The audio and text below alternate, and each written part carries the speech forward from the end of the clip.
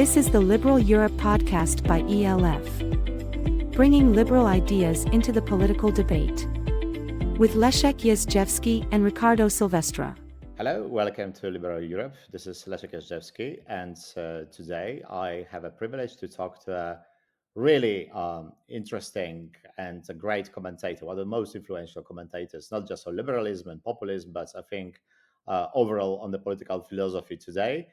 Jan-Werner Müller, who is a political philosopher and historian of ideas, professor of politics at the University of Princeton, and author of many influential books, including Democracy Rules and What is Populism. Jan, welcome to Liberal Europe. Thank you very much for having me. So, our conversations is prompted somehow by your attendance of Freedom Games, which are happening October 24, 26, 2025. And you're no stranger to this event. You spoke there almost exactly 10 years ago. I remember because I was chairing or just moderating really this panel with Ivan Krastev and Philippe Legrand. It was just a second edition of Freedom Games. It grew since then. It was on the financial crisis and consequence of financial crisis for democracy within EU. It seems quite a consequential event, I think, from this perspective of 10 years. I wonder how your thinking changed, if at all, about democracy and populism since 2015, more or less. So this might sound a little bit abstract, but it does actually have consequences for how we think about certain developments globally, but I think in Europe in particular. I think I used to be more willing to draw a very sharp line between liberalism and democracy. And I was quite willing to go along with, what, as you know, has become a very popular term in describing certain regimes, namely the notion of illiberal democracy. And it occurred to me at a certain point that it was actually highly problematic to describe regimes in which fundamental rights, which were primarily, not only, but primarily communicative democratic rights, free assembly, free speech, and others, where those were being attacked by governments. That doesn't mean that there is no distinction between liberalism and democracy. I think we're not doing ourselves a favor if we now kind of roll the entirety of liberalism into democracy and pretend that everything is one thing.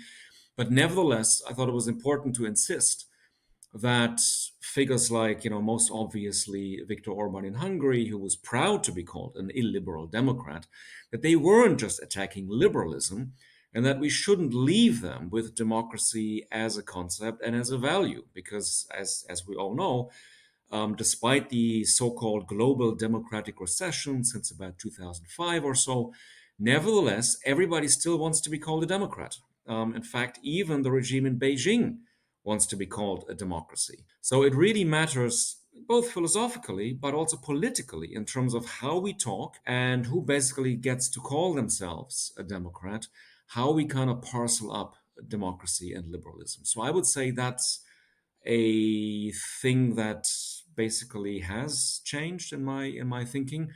And I hope others will have to judge that this somewhat different perspective might help to illuminate some of our developments that we're witnessing in our world today.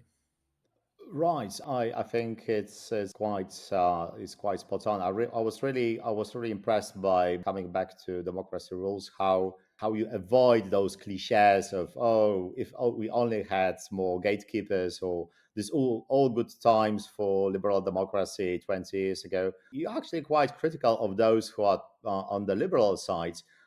Quite looking down on the people and democratic processes that we just cannot come back in time, and that we should try to embrace democracy as it is. But at the same time, you are not at all trying to be too understanding and compassionate, with Trump and the other populists. How do you sort of try to get those two thoughts together at the same time? Yeah, that's a very good, which is to say, difficult question. So let me maybe just explain in general that I thought it was a problem that after 2016 or so, many liberals engaged in sort of very ostentatious self-criticism. And they said, oh, we made all these mistakes, we look down on people, we are anywheres and they are somewheres, and we somehow have to show some regret, etc. And I thought that was problematic for a number of reasons. Number one, with all due respect, some of what Trump has done, what he has said, and what some of his supporters have done and said is, and now I use the word that nobody's allowed to use anymore, deplorable. And it's important to say that and not to mince words and not to pretend that two sides in a particular political conflict are basically on the same level and just have some small disagreements about policy. I think it is perfectly fine to underline this point. But what I would add, and that's maybe less obvious, is that nevertheless, even though Hillary Clinton in that infamous speech that everybody always goes back to was actually right to say deplorable, she also said something else, which I thought was deeply problematic. She also said that certain citizens are simply irredeemable. And that, I think, is a profoundly undemocratic sentiment. It's true, of course, empirically, that plenty of people don't really change their minds very often about their political commitments. But to simply say these people are lost and we have to give up on them, and they should ideally be cast out forever, that, I think, is incompatible with a basic democratic view. Secondly, I always thought there was something peculiar, or if you want to use a fancy word, dialectic, about a certain type, not everybody, but a certain type of liberal self-criticism. Because even though it seemed, on many levels, of course, the right thing to do. I mean, everybody's in favor of self-criticism. Nobody says, no, I'll never change my mind. I stick with my outdated beliefs. Of course, nobody says that. But there was a sort of twist to at least certain forms of this self-criticism, because it did assume, sometimes in a, if I may say so, very narcissistic way, that it's all about liberals all the time. So if only we made some gesture towards, supposedly benighted people in Appalachia, if we went on what at the time was often called Trump safaris and felt sorry for people and so on, then all would be well. And of course, it kind of assumes that it's always, all the time, just about, how liberals behave. And with all due respect, that's not necessarily always the case. And I think it led to some pretty serious misjudgments in some cases. It led to some really, I think wrong-headed concessions on questions of policy, sometimes also on questions of values. Again, don't get me wrong. Of course, I'm not against anybody who says, look, I had a completely false idea about what, let's say, globalization was going to do. I was naive in thinking that, all boats would be lifted up. It's completely fine, and in many cases necessary to say these sorts of things. But I think it really depends on the details of how one makes the case. And I fear it can be quite easy to fall into this more, if you permit the term, narcissistic trap. Yeah. When you said Appalachia, I thought of obviously about J.D. Vance, and I suppose that he can go, possibly could go both ways, right, to the left or to the right. But one thing stuck in my mind is that we, if I may say, use the word we liberals, are not very good in identity politics at all, and that seems to be really the game today. Do you think it is possible that, without trying to beat nationalists in their own game, will be able to build something of sorts of identity politics, or politics at least with some strong communitarian emotion, if it's not a contradiction per se with liberalism? I would say two things. One is that personally, I think that many observers draw this line between identity politics and then whatever the other one is supposed to do, to be, more materialistic politics, a little bit too neatly. And they're too willing to imagine a sort of golden age when supposedly politics was easier because it was all about finding compromise around demands centered on, take your pick, higher wages or whatever. And I think these are quite problematic assumptions. If you look back into the 20th century, material demands were usually also bound up with other kinds of demands. It was never just about higher wages. It was also about a certain recognition, a certain respect for the working class, to put it very bluntly and crudely, but I think not incorrectly. And second of all, it's actually not so obvious that material conflicts can easily be resolved. Yes, under conditions where everybody assumes that the cake is growing, then yes, in a kind of, again, slightly idealized version of Western Europe in the post-war decades, where we also had a thing called corporatism, in the democratic version of trade unions, employers, under the supervision of the state, all working together, then yes, that wasn't a crazy assumption. But in plenty of other contexts in the 20th century, it's not like, people who were, to put it again very crudely, wealthy were simply willing to say, oh, it's just about material conflicts. Sure, we'll find a compromise. Quite the opposite. So I think we have to be careful in terms of what we assume by way of background. But of course, I hasten to add that as one of the greatest political scientists in our age, with Polish origins, of course, Adam Przeworski has pointed out, people tend to assume nowadays that the cake is shrinking, and that surveys show that very large majorities are absolutely convinced that their kids are going to be worse off. So that changes the game in many ways, and that's an important thing to bear in mind. Second point is simply this: I think that I think liberals should have no problem with what is occasionally proposed by, let's say, very broadly speaking, communitarian thinkers. I mean, some of the people who nowadays call themselves post-liberals have policy ideas which, one might debate, one might find useful, one might not find useful, national strategies for industrial policy. If you go in that sort of direction, I don't think this is the end of liberalism, unless you have some super libertarian or, dare I say, neoliberal understanding of the term. All that can be debated.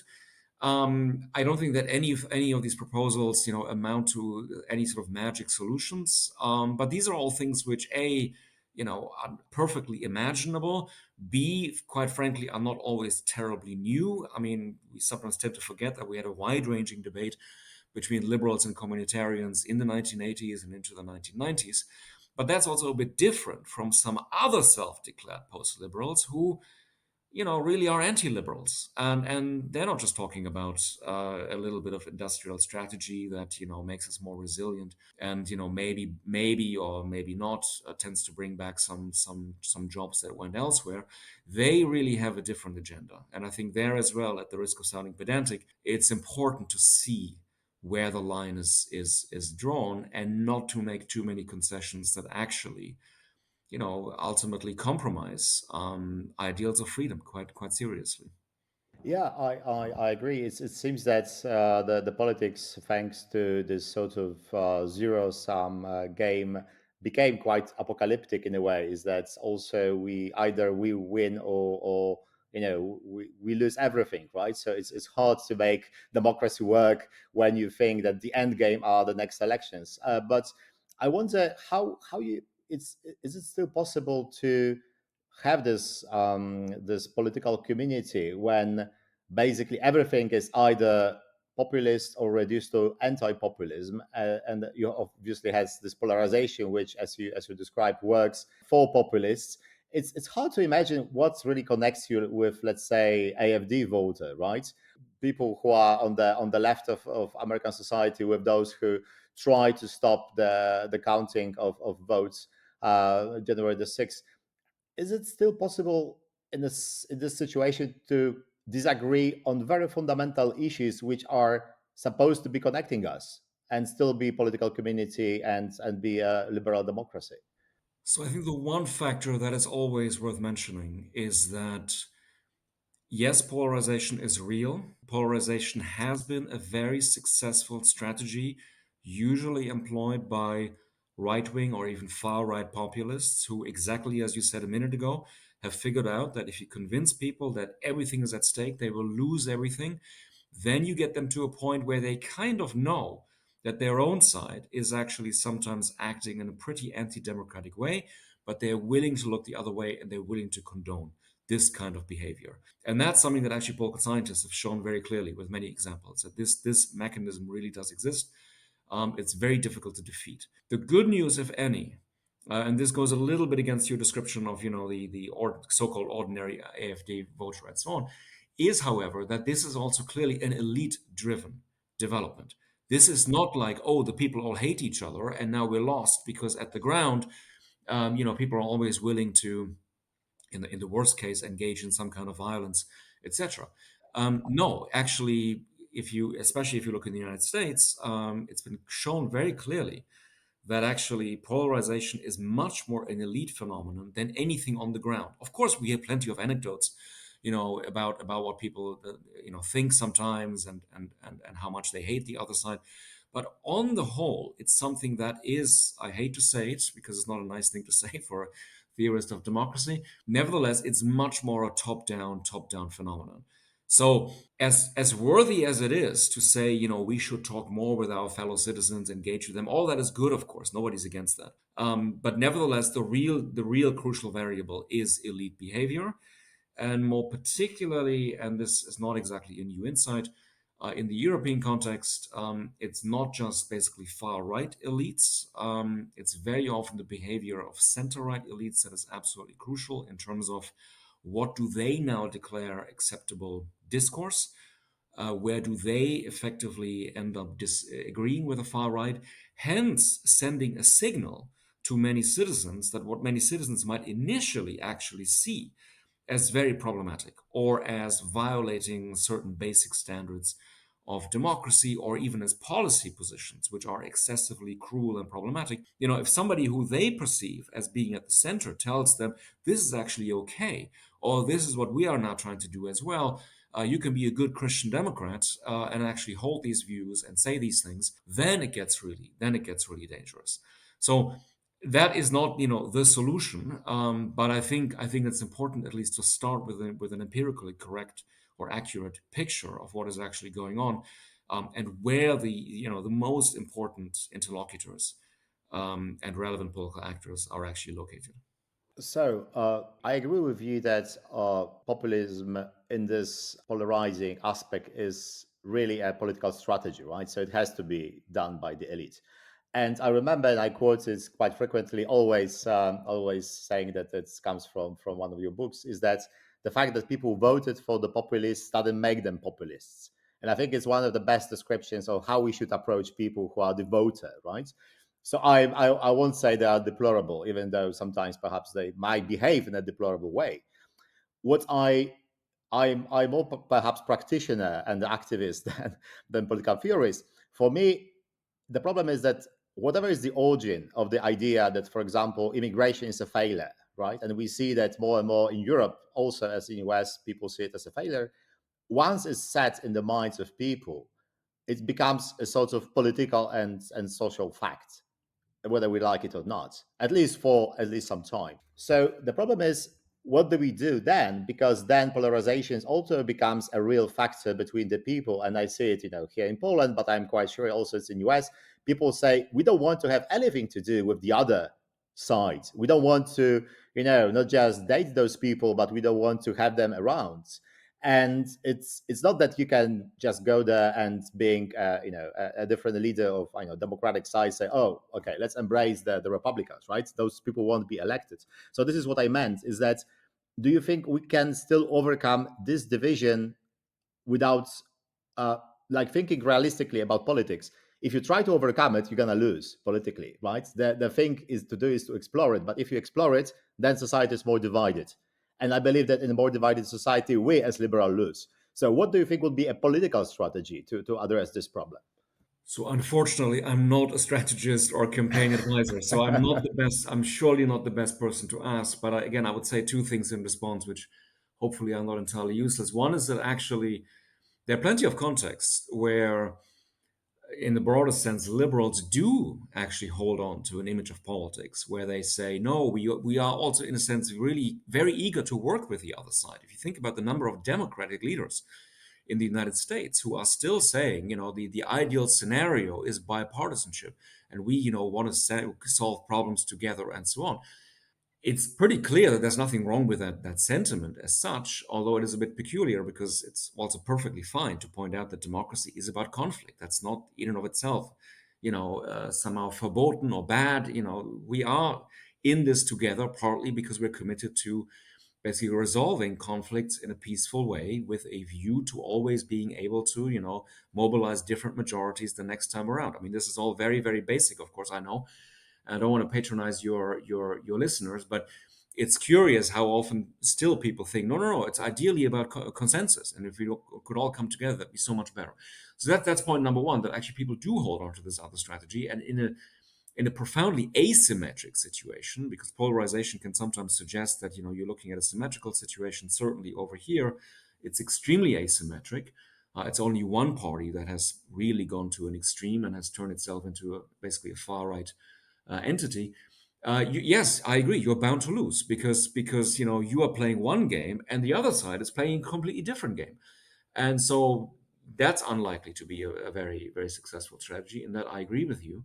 The second thing, though, is that there is still plenty of leeway, I would have thought, for what you emphasize as you try to talk to people, and then secondly, how you frame what you're trying to talk about. I mean, I think there are plenty of empirical examples of the phenomenon I was alluding to earlier, which is center right parties kind of running after the far right, feeling compelled to make, let's say, refugees, immigrants, the number one issue, when actually it could be shown very clearly that that actually did not happen to be the number one issue people cared about, and that actually the far right's attempts to make it the number one issue didn't really work. And some people, so just as an example, so the Bavarian Christian Democrats, for instance, found this out the hard way, that they actually thought, okay, we're going to do sort of far right light, and that's going to work very well.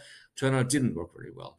In fact, come to think of it, even at the national level, Friedrich Merz, in a certain way, found it out the hard way, because you may recall that at the beginning of this calendar year, he was really all of a sudden, basically doing the thing which everybody had told him not to do, which is doing, it's not like he shouldn't talk about migration. Of course not. Every citizen has a right, every journalist has a right to say, look, what is your view? What can we expect? Point is not to make this into a taboo, of course, but everybody had said, look, if you make this central to your campaign, if this becomes your sort of signature theme, it's a really bad idea. And yet, he basically made the mistake back in January, and he paid the price, and it was very foreseeable. And again, there was a choice. It's not like it's sort of God given that everybody has to talk about topic X primarily, let alone frame topic X always as a threat, as something negative, and so on. Now, I know this is in many ways an unsatisfying answer, but I think it is worth remembering that this is not fate, and that sometimes, alas, also I think some liberals are way too defeatist in terms of saying, but look, we kind of have to adapt to this development, or also very popular in the United States, we kind of have to find a compromise with the other side, and that's sort of going to be the right thing to do. Whatever you think of that, it's maybe worth remembering that actually Democrats have very, very often tried to find a compromise. And the last time this happened, who bombarded it? Who basically made it not happen? Donald Trump, because he said it's going to count as a win for Biden and Democrats if there is actually a law that regulates immigration in the right way. So he didn't want it. And in a perverse way, in a sense, these people want to keep it going as an issue. They're not actually necessarily interested in finding, right policies.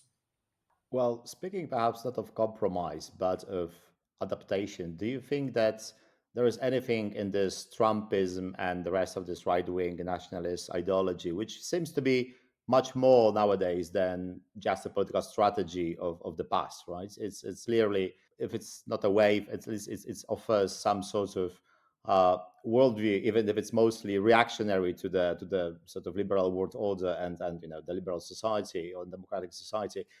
Do you think, I think Krastev wrote something like this, that we should think about it as a sort of 1968 in reverse, and we should perhaps incorporate some of those ideas for the whole system to be working smoothly? Do you think there's anything over there, or you think it's our enemy and we should fight until the last soldier to beat this ideology and protect democracy from Trumpism and this sort of ideas? So I don't think we should think of people holding certain views as enemies. I think they're political adversaries, and we should not play the game that many of them are playing, which is to basically say that the other side is an existential threat. They should be cast out. So I think it's important to avoid that kind of symmetry. But much as I admire Ivan and his always brilliant ideas, I think on this occasion I'm going to say no, because I just don't see anything that is actually you know be it an interesting policy idea or, let's say, a set of values where one would say, yes, this is something that, come to think of it, is actually quite attractive.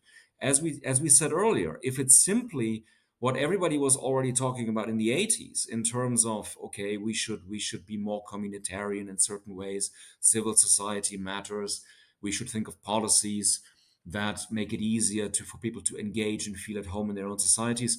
I think nobody in their right mind is against that.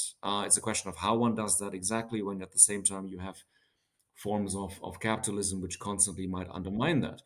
But everything else, I don't see anything that is either, if you like, morally attractive, or that any of these people have come up with fantastic policy ideas, and maybe not entirely irrelevant, as we're witnessing right now in this country here in the United States, when some of these things are implemented. Turns out they're not actually very popular. It's not like, oh, the people all want this, and finally they get the leader, who raises prices for everything through stupid taxes, tariffs, which everybody ends up de facto paying as a tax equivalent. When they see what happens in terms of deportations, it turns out, maybe some minorities who enjoy watching certain forms of cruelty accepted, they're actually like this. So in that sense, I think it's very important not to fall into this trap of thinking that, again, this is sort of bottom up, development. People are really mobilized around this. Some are, no question about it. I'm not denying that. But this is not really the silent majority finally, getting its say. That empirically, I think, is impossible to sustain. And in that sense, I think one should again not make these sort of preemptive concessions and say, "Oh, the world is different now." Again, there are things which, of course, are important to debate. Of course, we can debate, pros and cons of globalization. Of course, we can debate, pros and cons of free movement in the European Union, etc. But that's, not really democracy to begin with. And second of all, again, it's very important not to simply uncritically adopt certain framings from the other side when, again, on this occasion, never mind the morality questions, it turns out that they don't really have, huge majorities behind them. So, short answer, no. Which, of course, is very problematic, because then, the usual pushback is, oh, but this shows the complacency of these liberals. Why don't they rethink, etc., etc.? Again, there are plenty of reasons to rethink certain policy positions, etc. But it's, if anything, I think it's gone to the other extreme of, okay, you adopt this defeatist attitude, you basically make all these concessions without even looking very carefully whether, these turn out to be popular, and, far too easily being willing to basically morally compromise in ways which I think are unacceptable. So last two questions.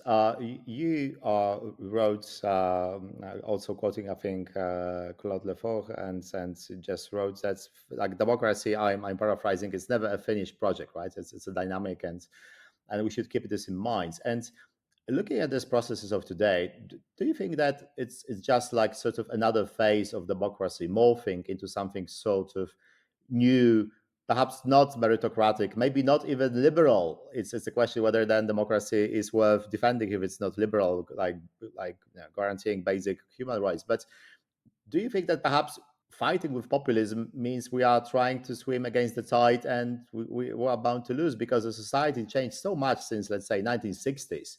Role of the elites, role of the communication, uh, almost everything, emancipation.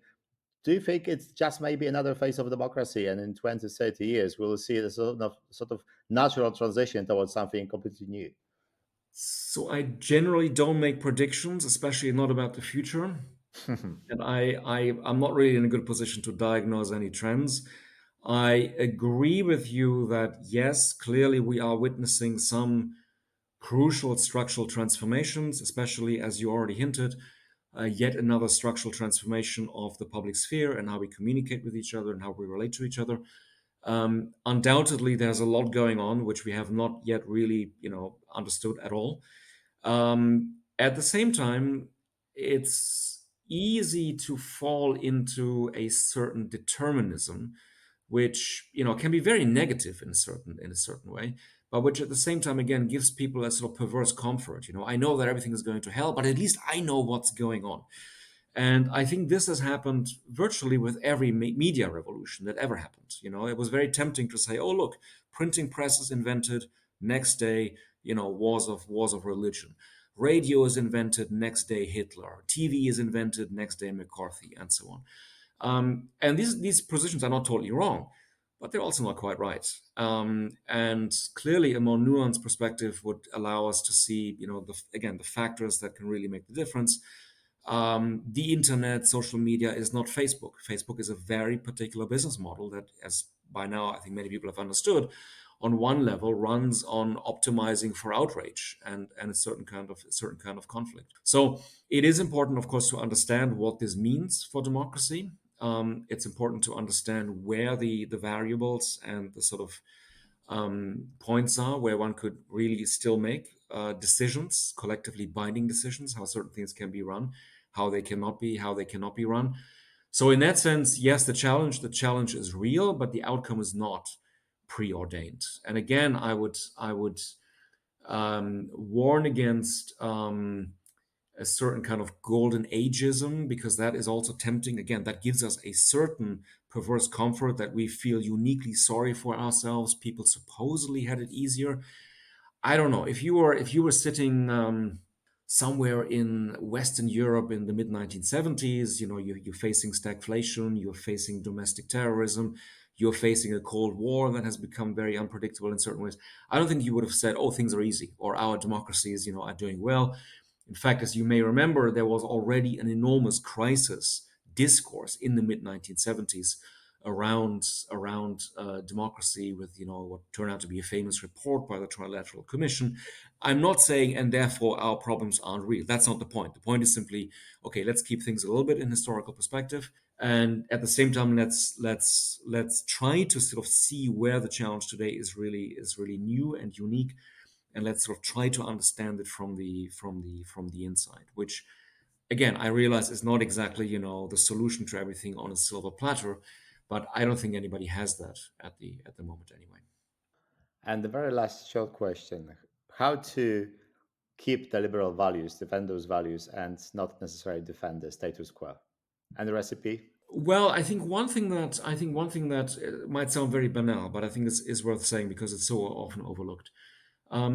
There has been this tendency to say, "Oh, look, people are turning away from democracy, from liberalism, from all these things."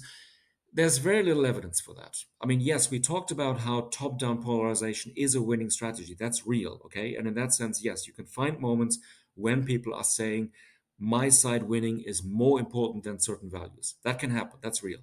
But that doesn't, it's not the same thing as a comprehensive shift in mentalities, in the way that, if you'd gone around Europe in the 1920s and you would have asked people, "Are you turning away from liberalism, democracy, and so on?" People would have very clearly said, "Yes, I officially avow that this system doesn't work. And we don't believe in parliaments anymore. We don't believe in certain things that, were sold to us by Woodrow Wilson or, our local elites and so on." So in that sense, it's a different situation. And once you're in that conversation, you realize that very often people actually don't believe in fundamentally different values. They are dissatisfied with the status quo, as you are rightly hinting. But once you actually get talking, you realize, look, you're not talking to somebody who's anti-democracy. You're talking to somebody who thinks that the current system is failing. And then you're already, I think, far, far beyond a situation where you might see each other as political adversaries or even, God forbid, even enemies. You are talking about how to realize certain values. And then, of course, it doesn't mean that there's not going to be a conflict. Somebody might still say, "My, preferred understanding of democracy is closed borders all the time. We leave a common world, etc." And then, it gets difficult, of course. But nevertheless, I think there's much more to be talked about when we realize, okay, with most people, again, leaving aside very mobilized extremist minorities, they do exist. I mean, Trump has become a personality cult. It's very difficult sometimes to have those conversations. But that's not everybody. These are not majorities. So if you're looking for something uplifting, this is the best I can do in terms of something that I think we sometimes underestimate as the sheer possibility of finding out that actually values are not fundamentally different. There are disagreements about their realization to some degree, but there's actually at the same time a fair bit of common ground about dissatisfaction with how our systems are currently realizing. One important lesson from the conclusion of Democracy Rules is that you can be hopeful without necessarily being optimistic. And I think that's something to keep in mind. Jan-Werner Müller, thank you so much for doing this, and looking forward to see you at the Freedom Games at the panel and keynote called provocatively The End of Liberalism. Thank you so much. Thank you very much for having me. That's all for today from Liberal Europe, and from me, Leszek Jazdzewski. Please tune in for Ricardo Silvestri next week. Until 2 weeks. Goodbye. You were listening to the Liberal Europe podcast by the European Liberal Forum. This podcast was co-financed by the European Parliament.